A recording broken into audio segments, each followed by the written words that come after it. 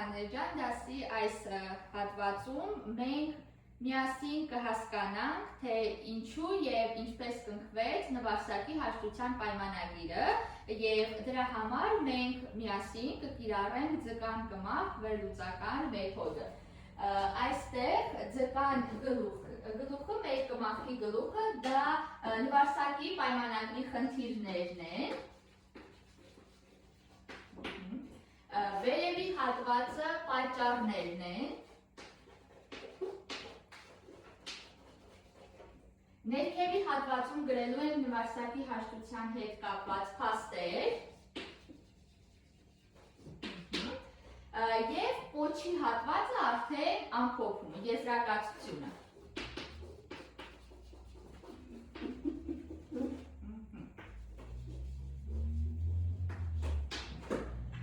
Այս ամենը իրականացնելու համար հիմա մենք կանենք դերային բաժանում, յուրաքանչյուրը կստանձնեք ձեր պատմական դերը եւ ձեզ վստահված աշխատանքը կկատարեք։ Դրա համար մենք ունենք ուրեմն իրավիճակի վերլուծաբան, ով կներկայացնի նվարսակի պայմանագրի խնդիրները։ Խնդիրները դու կգրես Մարիամ ջան, այս թղթերի վրա կգրեմ, որ փակցնենք։ Հաջորդը մեր մոտ պատմաբան քննադատն է, ով կգրի նվարսակի հաշտության պատճառները։ Պատճառները կգրի Նարեն, խնդրեմ Նարեջ ջան։ Դիվանագետը մեզ մոտ կլինի Մարիաննան, ով կգրի փաստերը կապված նվարսակի հաշտության հետ։ Խնդրեմ Մարիաննա ջան։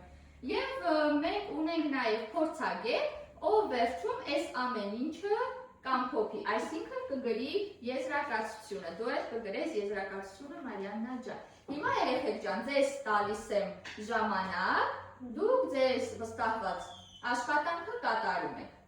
Դե ինչ երեխեք ջան, դուք կատարեցիք ձեր աշխատանքը, հիմա պետք է մենք մեր ձկան կմախքը կառուցենք։ Սկսենք խնդիրներից, խնդիրները ով է գրել, խնդրեմ Մարիամ ջան, համեցի։ Ես հիմա կներկայացնեմ նվարսակի պայմանագրի խնդիրները։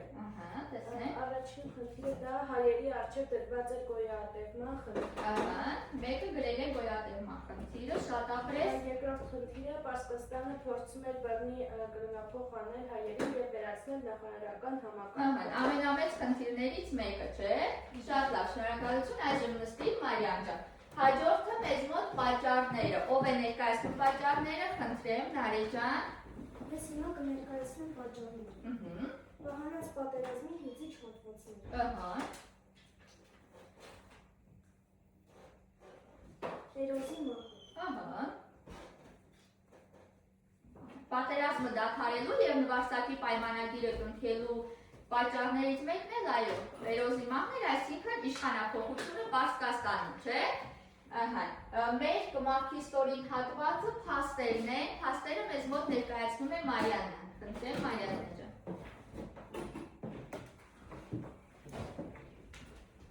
Ես կներկայացնեմ փաստերից մի քանի։ 484 թվականի կրոնափոխության դարադարեցում։ Կարևոր փաստ, նվարսակի պայմանագիրը կնքվել է 484 թվականին եւ եւս մեկ կարևոր փաստ, դրանով կրոնափոխության պահանջը դադարեցվել է, շատ լավ, նախարարների իրավունքների վերականգնումը։ Նախարարների իրավունքների վերականգնումը, շատ բարի, եւ մեր ձկան կմախքը, խնդրեմ նստի Մարիաննա ջան, մեր ձկան կմախքը կամփոփենք եզրակացությամբ, արի Մարիաննա ջան։ Ես կամփոփեմ նվարսակի պայմանագիրը։ Խնդրեմ։ Նվարսակի պայմանագիրը հայոց առաջին սահմանադրությունն էր, թշնամու հետ հարաբերությունները։ Նա ապացուցեց, որ գիտելիքի ուժը հաղթում է զենքին։ Շատ լավ է, շատ լավ եզրակացության ես հանգել։ Մեր արդյունքն է մեր հավատքի պահպանումը եւ ներքին ինքնավարության մասնակի ապահովումը։ Շատ լավ։ Խնդրեմ նստի Մարիաննա ջան, շատ լավ երեխեք ջան, շնորհակալություն։ Այսպես երեխեք ջան, մենք ամփոփեցինք ձկան կմախքը, չէ, նվարսակի պայմանագրի հետ կապված, Վահանաց պատերազմի հետ կապված, եւ ինչ հասկացանք։ Տեսանք, չէ, մենք ամփոփելով տեսանք, թե ինչ պատճառներ բերեցին, հանգեցրեցին նրան, որ երկարատև պատերազմից հետո ի վերջո հաշտություն կնքվեց, չէ։ Մենք հասկացանք ովքեր էին պայմանագիր կնքող կողմերը, յուրաքանչյուր կողմ ինչ նպատակ ուներ, յուրաքանչյուր կողմի նպատակներից որոնք եւ որքանով իրականացվեցին, չէ։ Եվ նաև մենք հասկացանք, թե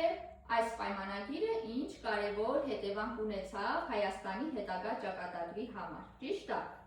Այսինքն այս պայմանագիրը կարող ենք ասել կնքվեց այն բանից հետո, որ երկար պայքարից հետո անհրաժեշտ է որևէ քաղաքական լուծում գտնել, չէ, եւ այս պայմանագիրը ինչ հնարավորություն տվեց մեզ։ Կարևոր հնարավորությունը այն է, որ մեր հայ ժողովուրդը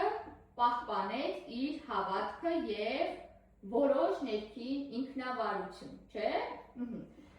Այսպիսի մի հարց ունեմ ձեզ, ձեր կարծիքով ինչու է կարևոր